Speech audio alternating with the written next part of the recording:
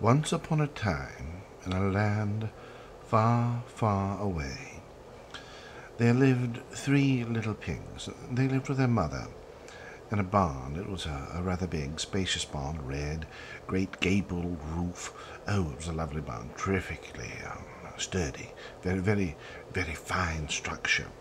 But, a person needs a place of their own, and so the mother pig, knowing that it was time for her little ones to strike out on their own, and having a little money put aside, she said to her three little darling piglets, "My dears, the time has come for you to go out into the world, but I want to help you out in some way, so this is what I'm willing to do.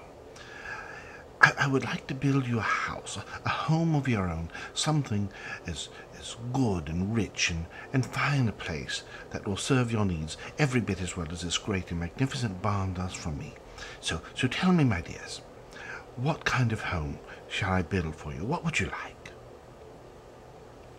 So she called the first little pig, the little darling, and he had been just recently playing in the mud over in the wallow, and he was dripping with the rich, smooth, slick, glistening mud of his wallow, and he was so happy. And he was thinking about what his mother had offered. He said, "Oh, mother, could I have a house made out of mud? Could I possibly a beautiful mud house with a thatch roof of golden straw and a straw bed? Oh, mother, yes, a mud house. I love mud.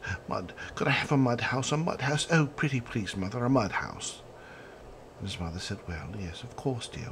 We'll see what we can do to build you a mud house with a lovely straw thatch roof."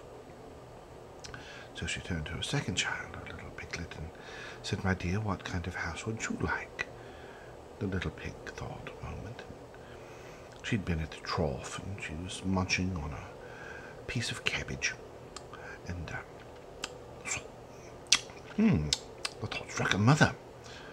"Do you think possibly if I could have a house made out of cabbages?" "Oh, yes, mother, cabbages are lovely, and I could plant some caraway around them to a lovely minty smell, and maybe some cilantro. Oh, yes, a little herb garden all around. It would be so wonderful, mother, a house made out of cabbages. They're so lovely, so round, so smooth, so cool, so crunchy. Oh, yes, mother, a house made out of cabbages would be so nice." And the mother pig, the old sow, looked very strangely at her little daughter and said, "Well, yes, dear, we'll see what we can do. See what we can do about a house made out of cabbages." And so she turned to her third child, a little practical son of hers, more grounded, one might say, and she asked him, said, "My dear, what shall we build for you? What kind of house would you like?" And the little pig thought for a moment, and he said, "Well, mother, I would like to be warm in the winter and cool in the summer, and some of our neighbors aren't so nice, so possibly a house that's very sturdy, something where I could be safe. Maybe something made out of brick, a lovely red brick. Oh, yes, something cinnamon-coloured, like chewed gum. A lovely gum-coloured brick house. That would be very pretty, mother. Very sturdy, very strong. And I could have a fireplace. Oh, yes, that would be very nice.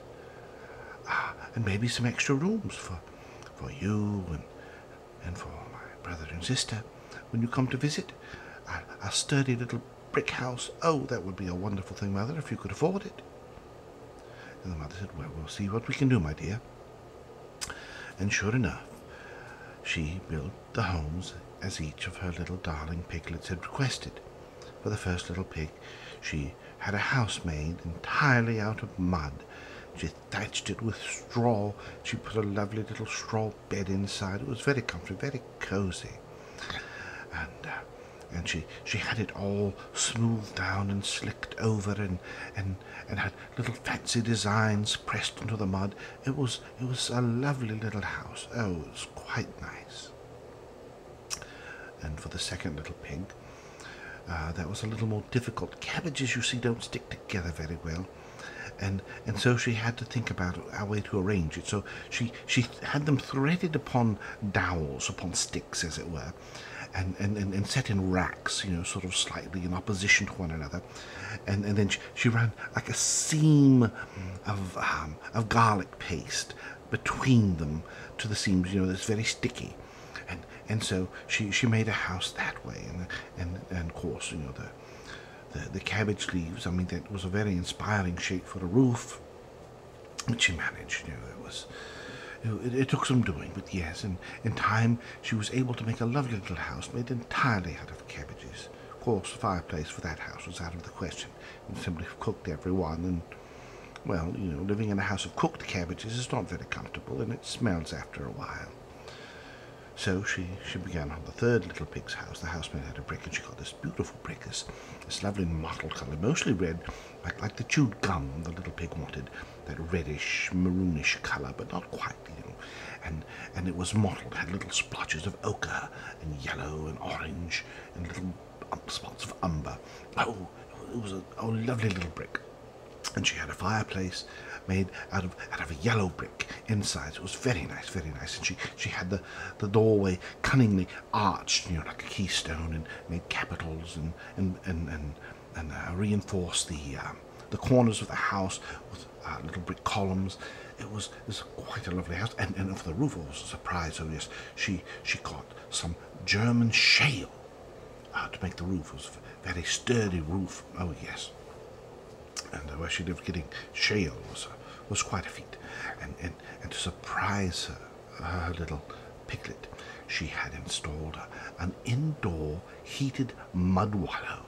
Oh yes, and she filled it full of rich, creamy fuller's earth. It was creamy like toothpaste. And she had it especially imported from the heart of Siberia, where it was dug right from beneath the buttocks of a frozen mammoth.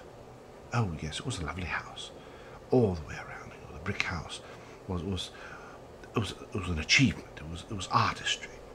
And so she presented each little pig with the key to the door of their new houses when they were ready.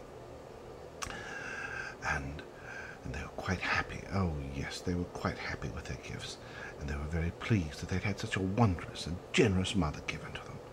And so this is the story of how the three little pigs got their houses. Now the next time we'll talk about how the three little pigs, came to be known in the neighborhood, how they made out for themselves, what transpired next in their lives. So that shall be our next portion, when we deal with the new three little pigs and their new digs.